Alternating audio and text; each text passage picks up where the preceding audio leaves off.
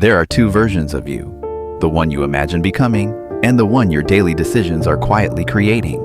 The frightening part is that they rarely become the same person, because your life doesn't change when you make one big decision. It changes when you make thousands of small ones. Every morning, without even realizing it, you cast a vote. When the alarm rings, when your phone lights up, when you choose comfort over discomfort, when you tell yourself, "I'll do it tomorrow." One vote doesn't seem important, neither does the next, or the one after that. But years later, those tiny votes become your identity. And then one day, you wake up wondering how you became someone you never planned to be. So here's the question.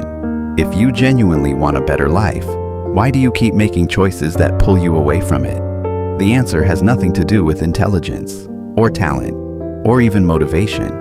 It has everything to do with an invisible pattern you've been repeating for years without ever noticing it. Nobody destroys their future overnight. Life doesn't collapse in one dramatic moment. It erodes quietly and almost politely. A promise you break because you're tired. A workout you skip because today was stressful. An opportunity you don't take because next month feels safer. A difficult conversation you postpone because now isn't the right time.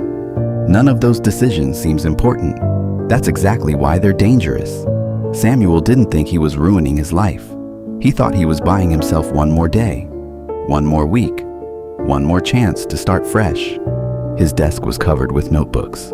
Every one of them started with beautiful handwriting, ambitious plans, perfect schedules, goals for a new beginning. But somewhere around page 12, every notebook looked exactly the same. He wasn't lazy. He wasn't careless.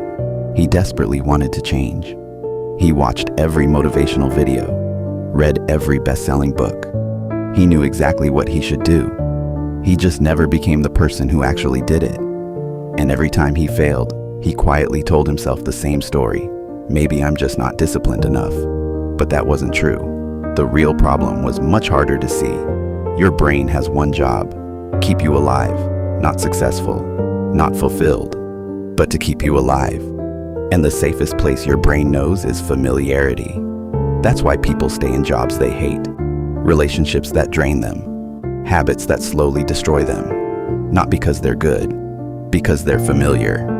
Emily understood this better than anyone. She dreamed of starting her own design studio.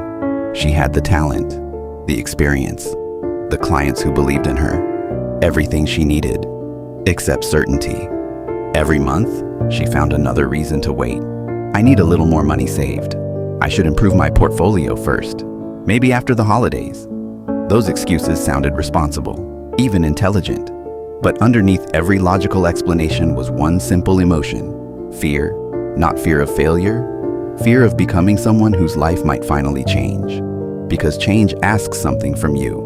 It asks you to leave behind the version of yourself you've spent years becoming. And that's terrifying, even when the person you've become is making you miserable. Most prisons don't have walls. They have routines. Wake up, scroll, work, complain. Watch another video about changing your life. Sleep, repeat. Day after day, week after week, year after year. The routine feels normal because you've lived it so many times. But normal doesn't mean healthy. Michael realized that on his 43rd birthday. He wasn't celebrating. He was cleaning out a closet. Inside was a dusty cardboard box, old journals, business ideas, letters he'd written to himself when he was 25. One sentence stopped him cold. By the time I'm 40, I'll be living the life I've always imagined. He sat there for a long time, because 40 had come and gone. Nothing had happened. Not because he wasn't capable, because every year he'd chosen what felt comfortable over what felt meaningful. He hadn't failed once. He had simply delayed his future, thousands of times. Tomorrow is the most dangerous word in self-improvement, because tomorrow feels free. You can exercise tomorrow, start writing tomorrow, apologize tomorrow, apply tomorrow, quit tomorrow, become the person you want to be tomorrow. The problem is that tomorrow never asks you to prove anything. Today does. Every dream you've ever abandoned didn't disappear because you stopped caring. It disappeared because you believed there would always be another tomorrow, until suddenly there weren't many left. Every excuse feels small, until you add up 10 years of them. Here's what nobody tells you. You don't change your life when you feel motivated. You change it when you become honest. Honest enough to admit that the biggest obstacle isn't your circumstances. It's the invisible choices you've stopped questioning. The moment Samuel stopped trying to become a different person overnight, everything changed. He stopped making impossible promises. Instead, he made one promise. Keep one promise today, just one. Emily stopped waiting until she felt confident. She launched her first project before she felt ready. Michael made one phone call he'd avoided for years. Nothing dramatic happened. No music played. No miraculous breakthrough arrived. But something more important happened. They began trusting themselves again. Confidence isn't built by positive thinking. It's built by evidence. Every promise you keep becomes evidence. Every action becomes a vote. Every difficult choice becomes proof. Not that you're perfect, but that you're becoming someone different. Maybe you've been asking yourself the wrong question. Instead of asking, why can't I change? Ask, what am I repeatedly choosing? Because your future isn't created by your biggest decisions. It's created by your most repeated ones. The life you want isn't hiding behind some extraordinary breakthrough. It's hiding behind ordinary choices you've been avoiding. Nobody becomes successful in a single moment. Nobody ruins their life in one either.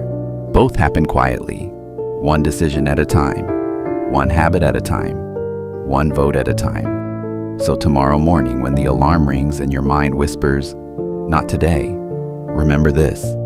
That moment is never just about waking up. It's a vote. The phone you pick up is a vote. The excuse you believe is a vote.